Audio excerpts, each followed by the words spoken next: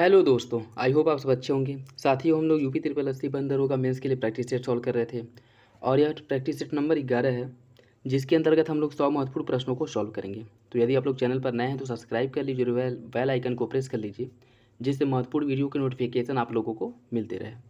चलिए इसी के साथ वीडियो की शुरुआत करते हैं।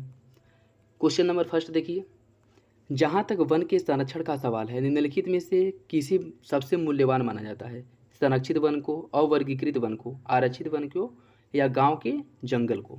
इसका जो सही आंसर है वो हो जाएगा ऑप्शन सी, आरक्षित वन को सबसे महत्वपूर्ण माना जाता है। निम्नलिखित में से किस वन अधिनियम ने भारत के वनों को आरक्षित, संरक्षित और ग्रामीण वनों में विभाजित कर दिया था? इसका जो सही आंसर साथियों वो हो जाएगा ऑप्शन डी, वन अधिनियम 1878 द्वारा जो है इसे मतलब संरक्षित वन, ग्रामीण वन और आरक्षित वन में विभाजित कर दिया गया था। राष्ट्रीय उद्यानों में आनुवांशिक विविधता का रखरखाव किसके द्वारा किया जाता है? यह रखरखाव जो किया जाता है वह इन सीटू संरक्षण के द्वारा किया जाता है। तो सही आंसर हो जाएगा ऑप्शन ए।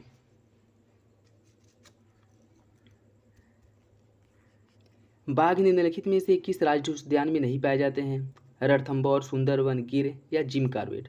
इसका सही आंसर है ऑप्शन सी, गिर में जो है बाघ नहीं पाए जाते हैं। गिर जो है मुख्य रूप से लॉयन, शेर के लिए फेमस है। ठीक है, तो यहाँ पे जो बाघ है वो नहीं पाए जाते हैं। 1865 में अंग्रेजों द्वारा पारित अधिनियम का नाम जिसने किसी भी वन भूमि को सरकारी भूमि घोषित करने की शक्ति दी थी, उसके क्या कहते हैं? उसे वन विनिमय अधिनियम कहा गया था। तो ऑप्शन बी जो है वो सही है। निम्नलिखित में से किस अधिनियम का उद्देश्य वनों की कटाई के दर को नियंत्रित करके वनों की रक्षा करना था? इसका सही आंसर हो जाएगा ऑप्शन बी, वन्यजीव संरक्षण अधिनियम 1980। निम्नलिखित में से कौन सा कानून भारत में वर्ष 1982 में लागू किया गया था? जैव विविधता संरक्षण अधिनियम, अंतर्राष्ट्रीय प्रभाव आकलन संघ, पर्यावरण सूचना प्रणाली या पर्यावरण प्रभाव आकलन? इसका सही आंसर हो जाएगा ऑप्शन सी, पर्यावरण सूचना प्रणाली को 1982 ईस्वी में लागू किया गया था। निम्नलिखित अधिनियमों पर विचार कीजिए, वन संरक्षण अधिनियम, वन्यजीव संरक्षण अधिनियम, पर्यावरण संरक्षण अधिनियम, वायु प्रदूषण रोकथाम अधिनियम। इन सभी को कालक्रम में आपको रखना है। तो इसका जो सही आंसर है वो हो जाएगा ऑप्शन बी। अगर हम बात करें वन्यजीव संरक्षण अधिनियम, यह पारित हुआ था 1972 ईस्वी में। ठीक, वन्यजीव संरक्षण 1972 में पारित हुआ था। वन संरक्षण अधिनियम जो है, सॉरी देखिए, वन संरक्षण अधिनियम पारित हुआ था 1980 में। ठीक है, वन्यजीव संरक्षण अधिनियम 1972 में। पर्यावरण संरक्षण अधिनियम जो है यह आपका पारित हुआ था 1986 में। और वायु प्रदूषण रोकथाम अधिनियम पारित हुआ था 1981 में। तो इम्पॉर्टेंट है, याद रखिएगा। देखिए, इसमें वन्यजीव सबसे पहले आया था आपका वन्यजीव संरक्षण अधिनियम 1972 में, फिर आया था वन संरक्षण अधिनियम 1980 में, फिर आ गया था वायु प्रदूषण रोकथाम अधिनियम 1981 में, उसके बाद पर्यावरण संरक्षण अधिनियम 1986 में आया था। नेक्स्ट देखिए, किस संविधान संशोधन द्वारा वन और वन्य जीवों का संरक्षण को राज्य सूची से समवर्ती सूची में स्थानांतरित कर दिया गया था? यह जो संशोधन था यह आपका 42वां संविधान संशोधन था, जिसके अंतर्गत वन भूमि को, जो वन हो गए या वन्य जीव हो गए, इनको राज्य सूची से स्थानांतरित करके समवर्ती सूची में शामिल कर दिया था। तो इंपॉर्टेंट याद रखिएगा, 42वें संविधान संशोधन द्वारा जो है वन एवं वन्य जीवों के संरक्षण को राज्य सूची से स्थानांतरित करके समवर्ती सूची में डाल दिया गया था। उत्तर प्रदेश को अपना दूसरा हाथी अभयारण्य प्राप्त हुआ था, निम्नलिखित में से यह किसका हिस्सा होगा? पीलीभीत बाघ अभयारण्य, दुधवा राष्ट्रीय उद्यान, अमानगढ़ बाघ अभयारण्य या फिर से एक और दो दोनों? इसका सही आंसर साथियों ऑप्शन डी, एक और दो दोनों। जो दूसरा हाथी रिजर्व है वह पीलीभीत बाघ अभयारण्य और दुधवा राष्ट्रीय उद्यान, इन दोनों का हिस्सा होगा। तो ऑप्शन डी जो है वो सही हो जाएगा। सिंगफन वन्यजीव अभयारण्य जिसे हाल ही में हाथी रिजर्व घोषित किया गया है, किस राज्य में स्थित है? इसका जो सही आंसर है वो हो जाएगा ऑप्शन डी, नागालैंड में। देखिए, नागालैंड सरकार ने सिंगफन वन्यजीव अभयारण्य को हाथी रिजर्व घोषित कर दिया है, जिससे यह देश का 30वां हाथी रिजर्व बन गया है। तो इंपॉर्टेंट याद रखिएगा, सिंगफन हाथी रिजर्व को हाथी रिजर्व घोषित करने के बाद यह देश का 30वां हाथी रिजर्व बन गया है। उत्तर प्रदेश के किस जिले में नई तराई हाथी अभयारण्य की स्थापना की जा रही है? इसकी स्थापना की जा रही है आपके लखीमपुर खीरी जिले में। केंद्र सरकार की हाथी परियोजना पहल के तहत उत्तर प्रदेश के लखीमपुर खीरी जिले में दुधवा और पीलीभीत, इन दोनों अभयारण्यों के समान वन क्षेत्र को मिला करके एक नया हाथी अभयारण्य विकसित किया गया। तो इंपॉर्टेंट याद रखेगा, इसके अंतर्गत पीलीभीत और लखीमपुर खीरी, इन दोनों अभयारण्यों को मिला करके हाथी रिजर्व घोषित किया गया है। किस राज्य में लेमरू हाथी रिजर्व स्थित है? इसका सही आंसर ऑप्शन डी, लेमरू हाथी रिजर्व है आपके छत्तीसगढ़ राज्य में। रानीपुर टाइगर रिजर्व भारत का कौन सा टाइगर रिजर्व है? 52वां, 53वां, 54वां या 55वां? इसका जो सही आंसर वो हो जाएगा ऑप्शन बी, यह भारत का 53वां हाथी रिजर्व है। क्षेत्रफल की दृष्टि से भारत का सबसे बड़ा बाघ अभयारण्य कौन सा है? पेरियार, बांदीपुर, कार्बेट या नागार्जुन सागर जो श्रीशैलम, जिसे श्रीशैलम भी कहा जाता है? इसका जो सही आंसर है वो हो जाएगा ऑप्शन डी, नागार्जुन श्रीशैलम जो है यह सबसे बड़ा, नागार्जुन श्रीशैलम जो है वो भारत का सबसे बड़ा बाघ अभयारण्य है।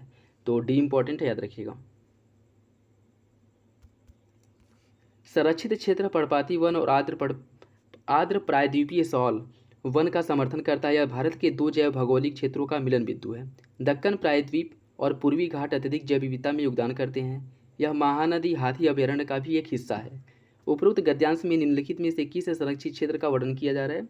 भीतरकनिका राष्ट्रीय उद्यान, सतकोसिया राष्ट्रीय उद्यान, सिमलीपाल टाइगर रिजर्व या इंद्रावती राष्ट्रीय उद्यान? इसका जो सही आंसर है वो हो जाएगा ऑप्शन डी, यह इंद्रावती राष्ट्रीय उद्यान के बारे में बोल रहा है। ठीक है, सॉरी साथियों, इसका सही आंसर हो जाएगा option B, Satkosia tiger reserve. ठीक है, देखिए सतकोसिया जो आपको उड़ीसा में महानदी के तट पर स्थित है और इसी के बारे में जो है बोला जा रहा है। पश्चिम बंगाल में बुक्सा टाइगर रिजर्व को किससे खतरा है? पश्चिम बंगाल में बुक्सा टाइगर रिजर्व को किससे खतरा है आपको बताना है। इसका जो सही आंसर है वो हो जाएगा ऑप्शन सी, डोलोमाइट के खनन द्वारा पश्चिम बंगाल में टाइगर रिजर्व को जो है खतरा है। किसको? बुक्सा टाइगर रिजर्व को। ठीक है, तो इंपॉर्टेंट याद रखिएगा। अगर पूछ ले कि पश्चिम बंगाल में किससे खतरा है टाइगर रिजर्व को, तो डोलोमाइट के खनन से जो है बुक्सा टाइगर रिजर्व खतरे में है। अमानगढ़ बाघ अभयारण्य के संदर्भ में निम्नलिखित कथनों पर विचार कीजिए। अमनगढ़ बाघ अभयारण्य भारत में प्रोजेक्ट टाइगर के अंतर्गत आता है। अमनगढ़ बाघ अभयारण्य मूल रूप से जिम कॉर्बेट राष्ट्रीय उद्यान का हिस्सा है। बताइए इसका सही आंसर क्या होगा? इसका जो सही आंसर है वो हो जाएगा ऑप्शन सी, दोनों विकल्प सही हैं। देखिए, अमानगढ़ बाघ अभयारण्य भारत में प्रोजेक्ट टाइगर के तहत एक बाघ अभयारण्य है और यह उत्तर प्रदेश के बिजनौर जिले में जिम कॉर्बेट नेशनल पार्क का हिस्सा है, जिसे 2012 में टाइगर रिजर्व घोषित किया गया था। इंपॉर्टेंट है, याद रखिएगा, इसे 2012 में टाइगर रिजर्व घोषित किया गया था। नीचे दिए गए विवरण से बाघ आरक्षित की पहचान कीजिए। यह अपने सदाबहार साल के जंगलों के लिए जाना जाता है। यह आधिकारिक तौर पर भूरसिंह द बारहसिंघा शुभंकर पेश करने वाला भारत का पहला बाघ आरक्षित है और 1973 में इसे बाघ आरक्षित क्षेत्र बनाया गया था। बताइए किस बाघ अभयारण्य का जो स्लोगन है वह भूरसिंह द बारहसिंघा है और जिसके बारे में प्रावधान किया गया है। तो इसका जो सही आंसर हो जाएगा ऑप्शन सी, कान्हा बाघ अभयारण्य जो आपके MP राज्य मध्य प्रदेश राज्य में है, उस अभयारण्य का जो स्लोगन है वह भूरसिंह द बारहसिंघा है और इसे जो 1973 ईस्वी में बाघ आरक्षित क्षेत्र घोषित किया गया था। तो ऑप्शन सी जो है वो सही हो जाएगा। 2017 से 31 के लिए राष्ट्रीय वन्यजीव कार्य योजना का अनावरण भारत द्वारा किया गया था, जिसमें वन्यजीव संरक्षण के लिए भविष्य के रोडमैप की रूपरेखा की गई है। और यह कौन सा था? पहला, दूसरा, तीसरा या फिर चौथा? इसका सही आंसर हो जाएगा ऑप्शन सी, यह तीसरा था। देखिए 17 से 20 के लिए तीसरे राष्ट्रीय वन्यजीव कार्य योजना का अनावरण भारत सरकार द्वारा किया गया था। इंपॉर्टेंट है, याद रखिएगा। निम्नलिखित में से कौन एक सीमावर्ती वन्यजीव संरक्षण उद्यान बनाने में भाग लेने वाले देशों में से एक नहीं है? भूटान, नेपाल, भारत या चाइना? इसका सही आंसर ऑप्शन डी, चाइना जो है इसमें शामिल नहीं है। देखिए भारत, नेपाल, भूटान ने एक सीमावर्ती वन्यजीव संरक्षित शांति उद्यान बनाने के लिए एक समझौते ज्ञापन पर हस्ताक्षर किया है। तो जिसमें भारत है, भूटान है और नेपाल है, लेकिन चाइना इसमें शामिल नहीं है। उत्तर प्रदेश के वनों के बारे में निम्नलिखित कथनों पर विचार कीजिए। राज्य में दर्ज वन क्षेत्र लगभग 16,000 वर्ग किलोमीटर है, जिसमें से 12,000 वर्ग किलोमीटर रक्षित वन है और 1,000 वर्ग किलोमीटर संरक्षित वन, 3,300 वर्ग किलोमीटर अवर्गीकृत वन है। 2012 की 19वीं पशुधन गणना के कुल पशुधन संख्या 63.71 मिलियन बताई गई है। बताइए इसका सही आंसर क्या होगा? इसका जो सही आंसर साथियों वो हो जाएगा ऑप्शन सी, दोनों विकल्प सही हैं। आप अपने पुलिस स्टेशन में हैं और आपको अपने क्षेत्र में हाथी दांत की तस्करी के बारे में एक विश्वसनीय स्रोतों से गोपनीय जानकारी मिलती है। आप क्या करेंगे? वन विभाग को सूचित करेंगे, शिकारियों को पकड़ने की योजना बनाएंगे, इसे अनदेखा कर देंगे क्योंकि आपके पास जांच के लिए अन्य महत्वपूर्ण अपराध हैं? इनमें से कोई नहीं। इसका जो सही आंसर साथियों वो हो जाएगा ऑप्शन डी, शिकारियों को पकड़ने की योजना बनाएंगे।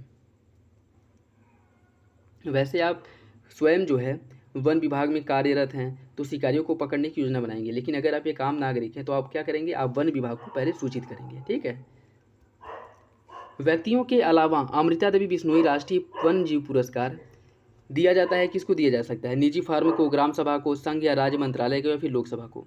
इसका जो सही आंसर वो हो जाएगा ऑप्शन बी, ग्राम सभा को यह पुरस्कार दिया जा सकता है। नेक्स्ट देखिए,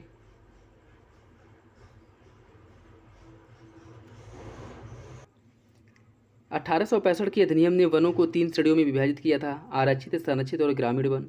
1906 में देहरादून में इंपीरियल फॉरेस्ट रिसर्च इंस्टीट्यूट की स्थापना की गई थी। डायट्रिच बैड्रिस ने 1964 में भारतीय वन सेवा की स्थापना की थी। बताइए इसमें से कौन सा कथन जो है वो सही है? इसका जो सही आंसर साथियों वो हो जाएगा ऑप्शन बी, 1906 ईस्वी में देहरादून में इंपीरियल फॉरेस्ट रिसर्च इंस्टीट्यूट की स्थापना की गई थी।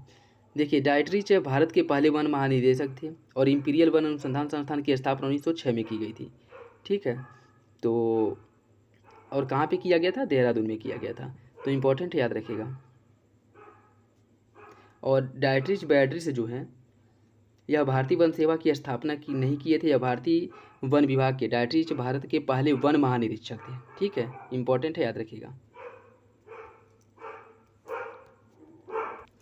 नेक्स्ट देखिए, वन अधिकार अधिनियम के बारे में निम्नलिखित कथनों पर विचार कीजिए। पर्यावरण, वन और जलवायु परिवर्तन मंत्रालय भारत को अधिनियम और संरक्षण के संचालन के लिए अनिवार्य किया गया है। FR वन निवास समुदाय को किसी भी समुदाय वन संसाधन की रक्षा, पुनर्जीवित, संरक्षण और प्रबंधन करने का अधिकार देता है, जिसे वे पारंपरिक रूप से अस्थायी उपयोग के लिए सुरक्षित और संरक्षित कर सकें। बताइए इसका सही आंसर क्या है? इसका जो सही आंसर साथियों वो हो जाएगा ऑप्शन बी, केवल 2 सही हैं। और यह जो बदलाव किया गया था, जैसे जो वन क्षेत्रों में रहने वाले कम्युनिटी हैं उनको वन उत्पादों को प्राप्त करने और फिर से उसका रख रखाव भी मतलब उनके द्वारा किया जाता है, और जो वन उत्पाद हैं उसको वह प्राप्त भी करते हैं। तो यह प्रावधान जो है 2006 ईस्वी में किया गया था। इंपॉर्टेंट है, याद रखिएगा। क्षतिपूरक वनीकरण, कोष प्रबंधन और योजना प्राधिकरण के संबंध में निम्न पर विचार कीजिए। यह एक भारतीय कानून है जो केवल केंद्रीय स्तर पर एक उपयुक्त संस्थागत तंत्र प्रदान करना चाहिए। निधियां वनीकरण और पुनर्जनन गतिविधियों को बढ़ावा देने के लिए है, जो गैर वन उपयोगों के लिए परिवर्तित वन भूमि की क्षतिपूर्ति के वन तरीकों के रूप में है। बताइए इसका सही आंसर क्या है? इसका सही आंसर साथियों ऑप्शन बी, केवल 2 सही हैं। देखिए, हाल ही में केंद्र सरकार ने कहा है कि अफ्रीकी चीतों को भारत लाने के लिए प्रोजेक्ट टाइगर के साथ साथ क्षतिपूरक वनीकरण, कोष प्रबंधन और योजना प्राधिकरण के धन का वित्त पोषण भी किया जाएगा। ठीक है, तो इसका जो सही आंसर वो हो जाएगा ऑप्शन बी, पहला गलत है, दूसरा सही है। 1865 में अंग्रेजों द्वारा पारित अधिनियम का नाम, जिसने किसी भी वन भूमि को सरकारी भूमि घोषित करने की शक्ति दी थी, उसका नाम क्या था? उसका नाम था वन विनिमय अधिनियम, वन विनियमन अधिनियम 1865। तो ऑप्शन बी जो है वो सही हो जाएगा। निम्नलिखित में से किस अधिनियम का उद्देश्य वनों की कटाई के दर को नियंत्रित करके वनों की रक्षा करना था? इसका सही आंसर है ऑप्शन सी, वन संरक्षण अधिनियम 1980। निम्नलिखित में से कौन सा प्रावधान सीधे पर्यावरण संरक्षण अधिनियम 1986 के अंतर्गत आता है? जल प्रदूषण की रोकथाम और नियंत्रण, वन और सुरक्षण इससे जुड़े मामले, जंगली जानवरों पक्षियों से जुड़े मामले, पर्यावरण के संरक्षण और गुणवत्ता में सुधार और पर्यावरण प्रदूषण को रोकना। इसका सही आंसर क्या होगा? इसका जो सही आंसर साथियों वो हो जाएगा ऑप्शन डी। निम्नलिखित में से कौन से राष्ट्रीय उद्यानों, वन्य जीव अभयारण्यों और बायोस्फीयर रिजर्व का मूल उद्देश्य है? जानवरों की प्रजातियों का नियंत्रण और सीमित उपयोग, संरक्षित क्षेत्रों में प्रजातियों की व्यवहार्य संख्या का रखरखाव, वन्य जीव संरक्षण के बारे में जनता को शिक्षित करना। इसका सही आंसर है ऑप्शन डी, ये सभी जो है इसके अंतर्गत आते हैं। निम्नलिखित में से कौन सा कानून भारत में 1982 में लागू किया गया था? 1982 में लागू होने वाला कानून था पर्यावरण सूचना प्रणाली। ऑप्शन ए जो है वो सही है। देखिए, पर्यावरण सूचना प्रणाली को 1982 ईस्वी में भारत सरकार द्वारा लागू किया गया था, तो इम्पोर्टेंट है, याद रखिएगा। इसे 1982 ईस्वी में भारत सरकार द्वारा लागू किया गया था। भारत में वन्यजीवों की सुरक्षा और संरक्षण के लिए वन्यजीव संरक्षण अधिनियम लाया गया था। कब लाया गया था? इसे लाया गया था वन्यजीव संरक्षण अधिनियम 1972 ईस्वी में। वनों के संरक्षण के लिए और उससे जुड़े मामलों या उसके सहायक या आनुषंगिक मामलों के लिए पारित किया गया था। इसे कब पारित किया गया था साथियों? यह पारित हुआ था आपका वन संरक्षण अधिनियम 1980 पारित किया गया था, जिसके अंतर्गत ये सारे प्रावधान किए गए थे, तो इंपॉर्टेंट है, याद रखिएगा। वायु प्रदूषण की रोकथाम नियंत्रण और उपशमन के लिए 1887 में किस अधिनियम में संशोधन किया गया था? वायु प्रदूषण रोकथाम और नियंत्रण अधिनियम 1982 वायु प्रदूषण रोकथाम अधिनियम 1985, जलवायु प्रदूषण अधिनियम 1991 या फिर वायु प्रदूषण रोकथाम एवं नियंत्रण अधिनियम 1981। इसका जो सही आंसर साथियों वो हो जाएगा ऑप्शन डी, वायु प्रदूषण रोकथाम एवं नियंत्रण अधिनियम 1981 ईस्वी में संशोधन किया गया था। पर्यावरण संरक्षण अधिनियम 1986 भारत के संविधान के किस अनुच्छेद के तहत बनाया गया है? इसे बनाया गया है भारतीय संविधान के अनुच्छेद 253 के तहत। ऑप्शन सी जो है वो सही है। मुदुमलाई पशु विहार प्रसिद्ध है किसके लिए? ग्वाल के लिए, बाघ के लिए, पक्षियों के लिए, हाथियों के लिए। इसका जो सही आंसर है वो हो जाएगा ऑप्शन बी, यह बाघों के लिए। मुदुमलाई जो टाइगर रिजर्व है यह बाघों के लिए फेमस है, यहाँ पे बाघों का संरक्षण किया जाता है। नामदफा वन्यजीव अभयारण्य किस राज्य में स्थित है? नामदफा वन्यजीव अभयारण्य जो है यह आपके अरुणाचल प्रदेश में स्थित है, तो इम्पोर्टेंट है, याद रखिएगा। खंगचंग राष्ट्रीय उद्यान कहाँ पे स्थित है? खंगचंग राष्ट्रीय उद्यान जो है यह आपके सिक्किम राज्य में स्थित है। डम्फा वन्यजीव अभयारण्य किस राज्य में स्थित है? डम्फा वन्यजीव अभयारण्य है आपके मिजोरम राज्य में। इंपॉर्टेंट है, ये अभयारण्य जो है पूछ सकता है। नेक्स्ट देखिए, पेरियार वन पशु विहार किस राज्य में स्थित है? पेरियार है आपका केरल राज्य में। मध्य प्रदेश शिवपुरी राष्ट्रीय पार्क किसके लिए महत्वपूर्ण है? यहाँ पे किसका संरक्षण किया जाता है? बाघ और हिरन, बाघ और भैंसा, बाघ और हाथी या फिर पक्षियों का। इसका सही आंसर हो जाएगा ऑप्शन सी, यहाँ पे बाघ एवं हाथियों का संरक्षण किया जाता है। बाघों का प्रमुख रिजर्व सरिस्का किस राज्य में स्थित है? सरिस्का है आपके राजस्थान राज्य में, तो ऑप्शन बी जो है वो सही है। किस वर्ष प्रोजेक्ट टाइगर का प्रारंभ किया गया था? प्रोजेक्ट टाइगर का प्रारंभ जो है यह हुआ था आपका 1973-74 ईस्वी में। ऑप्शन ए जो है वो सही है। निम्नलिखित में से कौन छत्तीसगढ़ के बस्तर जिले में स्थित है? राजाजी राष्ट्रीय उद्यान, इंद्रावती राष्ट्रीय उद्यान, बांधवगढ़ राष्ट्रीय उद्यान, बाल फ्राकस राष्ट्रीय उद्यान। इसका सही आंसर हो जाएगा ऑप्शन बी, छत्तीसगढ़ में है। छत्तीसगढ़ के बस्तर जिले में इंद्रावती राष्ट्रीय उद्यान जो है वो छत्तीसगढ़ के बस्तर जिले में स्थित है। पंचमढ़ी जीव संरक्षण क्षेत्र कहाँ स्थित है? पंचमढ़ी है आपके मध्य प्रदेश राज्य में, ऑप्शन बी सही है। दुधवा राष्ट्रीय उद्यान कहाँ स्थित है? यह आपके उत्तर प्रदेश राज्य में स्थित है। कौन सा अभयारण्य जंगली हाथियों के लिए प्रसिद्ध है? जंगली हाथियों के लिए कौन सा अभयारण्य प्रसिद्ध है? इसका सही आंसर ऑप्शन ए, पेरियार, वह राज्य जहाँ सुल्तानपुर पक्षी विहार स्थित है। इसका जो सही आंसर साथियों वो हो जाएगा ऑप्शन सी, सुल्तानपुर पक्षी विहार जो है वो हरियाणा में है। सरिस्का पक्षी विहार कहाँ स्थित है? सरिस्का है राजस्थान में। वन के पारिस्थितिक तंत्र में कवक को किस समूह में सम्मिलित किया जाता है? उत्पादक, उपभोक्ता, अपघटनकर्ता या प्राथमिक उपभोक्ता। इसका सही आंसर हो जाएगा साथियों ऑप्शन सी, कवक जो है अपघटनकर्ता की श्रेणी में आते हैं। जलवायु परिवर्तन से सर्वाधिक प्रभावित होने वाले देशों की सहायता के लिए क्या बनाया गया है? Green bank, world green bank या ग्रीन रिलीफ फंड या ग्रीन क्लाइमेट फंड। इसका सही आंसर हो जाएगा option C, sorry option D जो है वो सही हो जाएगा। जलवायु परिवर्तन से निपटने के लिए जो विकासशील देश हैं उनको सहायता देने के लिए ग्रीन क्लाइमेट फंड की स्थापना की गई थी, तो ऑप्शन डी जो है वो सही है। वनों को नष्ट करने का कुप्रभाव क्या पड़ता है? मृदा पर्दन, खरपतवार का नियंत्रण, कृषि योग्य भूमि, सूर्य के प्रकाश में वृद्धि। इसका जो सही आंसर है वो हो जाएगा ऑप्शन ए, मृदा पर्दन होती है। वनों का नष्ट होता है या वनों का ह्रास होता है तो इससे व्यापक स्तर पर मृदा पर्दन की समस्याएं देखने को मिलेंगी, तो आपका सही आंसर हो जाएगा ऑप्शन ए। प्राकृतिक पारिस्थितिक तंत्र का उदाहरण क्या है? प्राकृतिक पारिस्थितिक तंत्र का उदाहरण है झील। झील जो है प्राकृतिक पारिस्थितिक तंत्र का उदाहरण, जबकि खेत हो गए, पार्क हो गया, नहर हो गया, यह कृत्रिम परितंत्र के उदाहरण है, जबकि झील जो है वह पारिस्थितिक परितंत्र का उदाहरण है, एक प्राकृतिक, तो डी जो है वो सही है। कृत्रिम पारिस्थितिक तंत्र का उदाहरण है नदी, वेटलैंड, खेत या प्रवाल भित्ति। इसका सही आंसर हो जाएगा ऑप्शन सी, खेत जो है एक कृत्रिम पारिस्थितिक तंत्र के अंतर्गत आता है। COP27 का आयोजन कहाँ पर किया गया था? ग्लासगो, मिस्र, मैड्रिड या पोलैंड। इसका सही आंसर साथियों ऑप्शन बी, COP27 का जो आयोजन है वह मिस्र में किया गया था, मिस्र के नूर अल शेख में। COP27 का मुख्य फोकस बिंदु क्या था? ग्लोबल इमिशन को कम करना, ग्लोबल कार्बन मार्केट, विकासशील देशों की मदद करना या सभी। इसका जो सही आंसर वो हो जाएगा ऑप्शन डी, सभी सही है। भारत में कितनी भूमि पर वन है? वर्तमान समय की बात कर रहा है कि वर्तमान समय में भारत के कितनी भूमि पर वन है, तो इसका जो सही आंसर साथियों वो हो जाएगा ऑप्शन डी। वर्तमान समय में भारत के 22% क्षेत्र पर जो है भूमि है, मतलब 22% भूमि पर वन है। मृदा का लवणीकरण किस कारण होता है? पीड़ानाशी, भूमि कटाव, अधिक सिंचाई या फसल आवर्तन। इसका जो सही आंसर साथियों वो हो जाएगा ऑप्शन डी, मृदा में जो लवणीयता का गुण आता है या फिर से लवणीयता से प्रभावित होता है, अधिक सिंचाई के कारण जो है यह मृदा जो है लवणीय हो जाती है।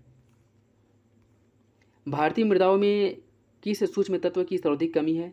इसका जो सही आंसर है वो हो जाएगा ऑप्शन डी, जस्ता की सबसे अधिक कमी देखने को मिलती है भारत की मृदा में। भारत में बंजर भूमि का सर्वाधिक हिस्सा किस राज्य में है? भारत में बंजर भूमि का जो सबसे अधिक हिस्सा है वह है आपके राजस्थान राज्य में। कृषि वानिकी क्या है? वनों का लगाना, भूमि उपयोग प्रणाली, वनावरण को बढ़ाना या वन क्षेत्र में कमी लाना। इसका जो सही आंसर है वो हो जाएगा ऑप्शन बी, भूमि उपयोग की प्रणाली है कृषि वानिकी। कृषि वानिकी किस प्रकार महत्वपूर्ण है?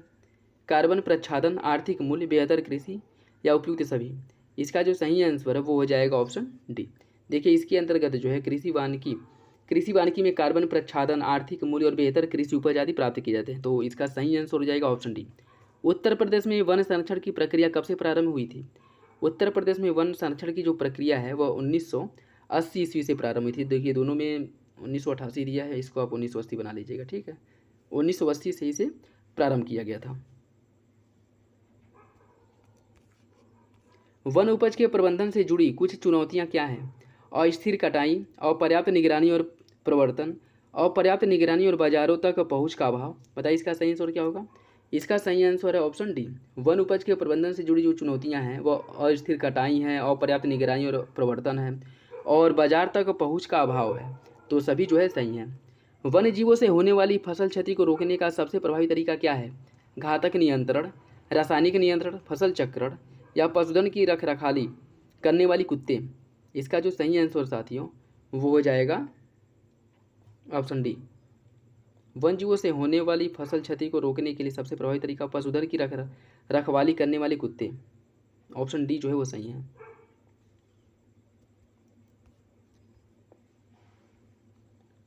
वन्य जीवों के विलुप्त होने के लिए अग्रणी मानव गतिविधि सबसे महत्वपूर्ण है। वायु और जल प्रदूषण, मूल्यवान वन्यजीव शिकार, विदेशी प्रजातियों का परिचय, प्राकृतिक आवासों का विनाश। बताइए इसका सही आंसर क्या होगा? इसका जो सही आंसर है वो हो जाएगा ऑप्शन डी। प्राकृतिक आवासों का विनाश जो है यह वन्य जीवों के विलुप्त होने के लिए सबसे महत्वपूर्ण कारक है। तो ऑप्शन डी जो है वो सही है। इको सेंसिटिव जोन की स्थापना का मुख्य लक्ष्य क्या है? आर्थिक विकास को बढ़ावा देने के लिए, एक क्षेत्र पारिस्थितिक की रक्षा और संरक्षण के लिए, किसी क्षेत्र में मानव जनसंख्या में वृद्धि। बताइए इसका सही आंसर क्या है? इसका सही आंसर है ऑप्शन बी, किसी पारिस्थितिक क्षेत्र की रक्षा के लिए इको सेंसिटिव जोन की घोषणा की जाती है। तो ऑप्शन बी जो है वो सही है। एक इकोटोन क्या होता है? एक क्षेत्र जहाँ दो अलग अलग पारिस्थितिक तंत्र मिलते हैं और आपस में क्रिया करते हैं, केवल जीवित चीज़ों का समुदाय, केवल निर्जीव चीज़ों का समुदाय, इनमें से कोई नहीं। इसका सही आंसर है ऑप्शन ए। इकोटोन वो क्षेत्र होता है जहाँ दो विभिन्न प्रकार की, दो अलग अलग पारिस्थितिक तंत्र या जो कह सकते भौगोलिक दशाएं मिलती है, जैसे एक नदी क्षेत्र हो गया और एक स्थल, इन दोनों के मध्य वाले क्षेत्र को इकोटोन कहा जाता है। जलवायु परिवर्तन पर पेरिस समझौते का मुख्य लक्ष्य क्या था? ग्रीन हाउस गैसों के उत्सर्जन को कम करना, वैश्विक तापमान में कमी लाना, जीवाश्म ईंधन को बढ़ावा देना या उपयुक्त में से सभी। इसका सही आंसर है ऑप्शन ए। जलवायु परिवर्तन पे जो पेरिस समझौता हुआ था इसका मुख्य उद्देश्य था ग्रीन हाउस गैसों के उत्सर्जन को कम करना। वैसे देखा है तो इसका सही आंसर हो जाएगा ऑप्शन, वैसे तो सब डी हो जाएगा, क्योंकि वैश्विक तापमान में कमी लाना, जीवाश्म ईंधन को बढ़ावा देना ये नहीं होगा, ठीक है। तो उसका सही आंसर हो जाएगा ऑप्शन ए। निम्नलिखित में से कौन सी प्रजाति अक्सर भारत में मानव वन्यजीव संघर्ष में शामिल होती है? शेर, गैंडा, हाथी या बाघ। इसका सही आंसर हो जाएगा ऑप्शन सी। हाथी और मानव के बीच कॉन्फ्लिक्ट जो है वो ज़्यादा देखने को मिलता है, तो आपका सी जो है सही है। राजस्व अभिलेखों और वन भूमि के नामांतरण का उद्देश्य क्या है? भूमि उपयोग में परिवर्तन को दर्शाने के लिए, स्वामित्व या शीर्षक में परिवर्तन को दर्शाने के लिए, भूमि पर कर का आकलन करने के लिए, उपयुक्त में से कोई नहीं। इसका सही आंसर ऑप्शन बी, स्वामित्व या शीर्षक में परिवर्तन को दर्शाने के लिए जो है राजस्व अभिलेख और वन भूमि में नामांतरण का उद्देश्य यही है। तो बी जो है वो सही है। लवणीकरण की प्रक्रिया कितनी मृदा अपरदन के लिए उत्तरदायी है वर्तमान समय में? 15 से 20%, 25 से 50, 50 से 70 या 75 से 90। इसका सही आंसर साथियों ऑप्शन सी। वर्तमान समय 50 से 70% जो मृदा है वह लवणीकरण की समस्या से जूझ रही है।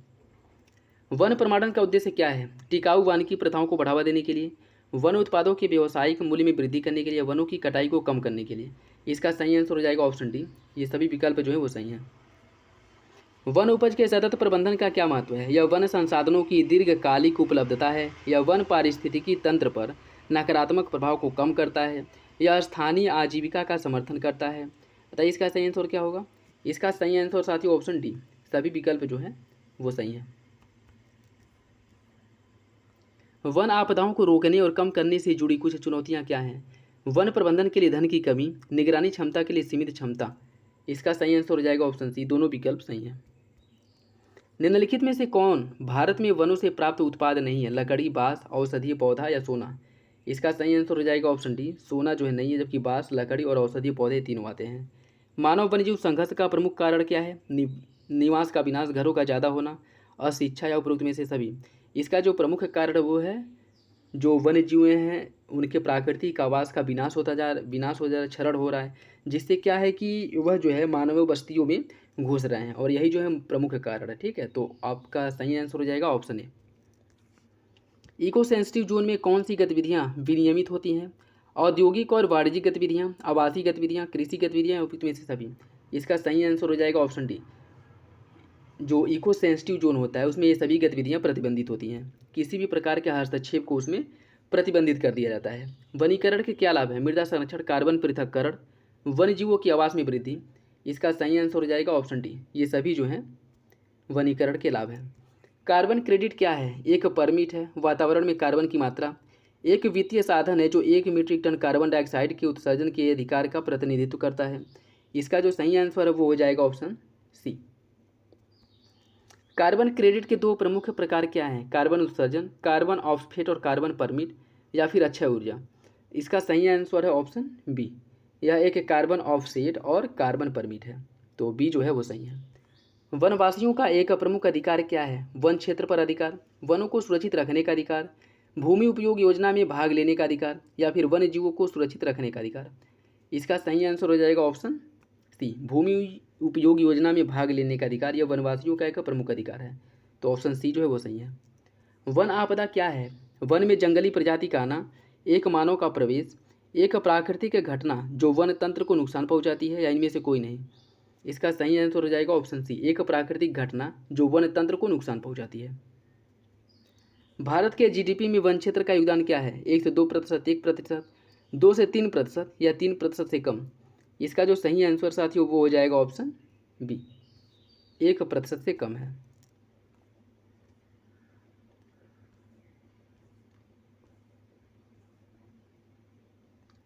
वन अधिकारियों को अपने कर्तव्यों का निर्वहन करने में किन चुनौतियों का सामना करना पड़ता है। अन्य भूमि उपयोगों के साथ विरोध, सीमित धन और संसाधन, वन समुदाय और हितधारकों के प्रतिरोध। तो इसका सही आंसर हो जाएगा ऑप्शन डी, सभी विकल्प सही हैं। एक वनपाल का प्राथमिक कर्तव्य क्या है। विकास के लिए वन क्षेत्रों को साफ करना, वन क्षेत्र में सुरक्षा एवं संरक्षण देना, वन जीवों के आवासों का प्रबंधन करना। इसका जो सही आंसर है वो हो जाएगा ऑप्शन बी, वन क्षेत्र में सुरक्षा एवं संरक्षण को बढ़ावा देना। मतलब जो जंगली जानवर हैं, वहाँ पे निवास करने वाले जीव जंतु हैं, उनको सुरक्षा प्रदान करना। किसानों के लिए एग्रो फॉरेस्ट के क्या लाभ हैं। आय में वृद्धि, मिट्टी की उर्वरता में सुधार, कटाव कम होना। इसका सही आंसर हो जाएगा ऑप्शन डी, ये सभी जो है एग्रो फॉरेस्ट के लाभ हैं। वनों के संरक्षण के प्रमुख लाभों में से एक क्या है। जलवायु विनियमन, मृदा संरक्षण। बताइए इसका सही आंसर क्या होगा, ए और बी दोनों, या इनमें से कोई नहीं। इसका सही आंसर है ऑप्शन सी, दोनों कथन सही हैं। वन श्रमिकों के लिए वन बस्तियों के क्या लाभ हैं। रहने की स्थिति में सुधार, स्वास्थ्य सेवा तक बेहतर पहुंच, नौकरी की सुरक्षा में वृद्धि। इसका सही आंसर साथियों ऑप्शन डी, सभी विकल्प सही हैं। वन प्रमाणन के मुख्य घटक क्या हैं। वन प्रबंधन, स्वतंत्र तृतीय पक्ष ऑडिट। बताइए इसका सही आंसर क्या है, एक और बी दोनों, या इनमें से कोई नहीं। इसका सही आंसर हो जाएगा ऑप्शन सी, दोनों विकल्प सही हैं। मानव वन्यजीव संघर्षों को कम करने की उपयुक्त विधि क्या है। वन्यजीवों का स्थानांतरण करना, शिकार कोटा में वृद्धि करना, बिजली की बाड़ लगाना, या वनों की कटाई करना। इसका जो सही आंसर साथियों वो हो जाएगा ऑप्शन सी, बिजली की बाड़ लगाना।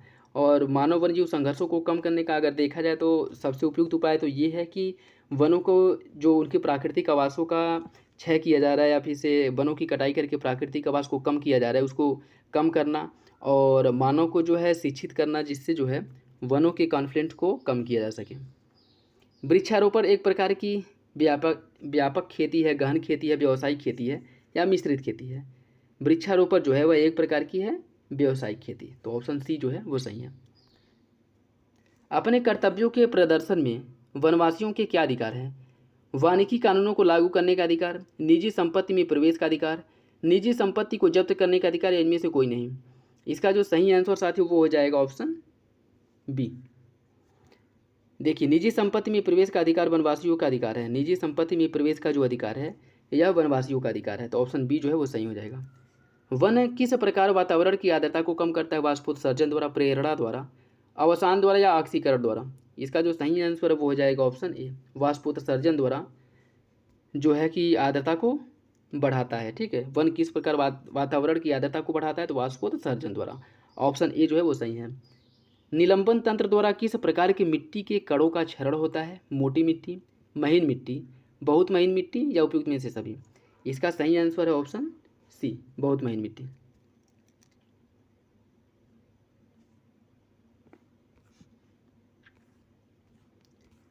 वन उपज के सतत प्रबंधन का क्या महत्व है? यह स्थानीय आजीविका का समर्थन करता है, यह वन पारिस्थितिक तंत्र पर नकारात्मक प्रभाव को कम करता है, यह वन संसाधनों की दीर्घकालिक उपलब्धता सुनिश्चित करता है?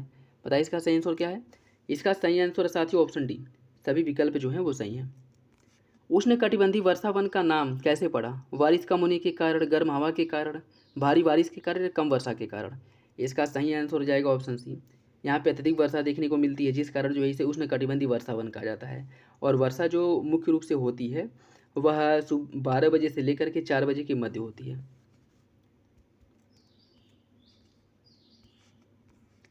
कौन सा उर्वरक अत्यधिक हाइग्रोस्कोपिक है? कौन सा उर्वरक अत्यधिक हाइग्रोस्कोपिक है? Calcium ammonium nitrate, sodium nitrate, या अमोनियम नाइट्रेट, या फिर यूरिया? इसका सही आंसर हो जाएगा ऑप्शन डी, यूरिया। नेक्स्ट देखिए आज का लास्ट क्वेश्चन।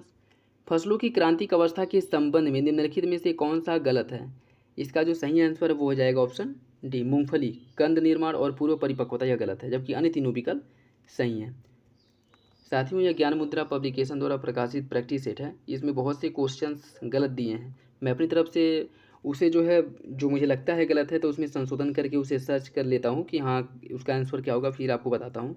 फिर भी अगर कोई त्रुटि रह जाए तो कमेंट बॉक्स में कमेंट करके आप पूछ सकते हैं, ठीक है। इसके बाद जो है घटना चक्र का प्रैक्टिस सेट सॉल्व कराया जाएगा, जो आप लोग के लिए ज़्यादा अच्छा रहेगा, ठीक है।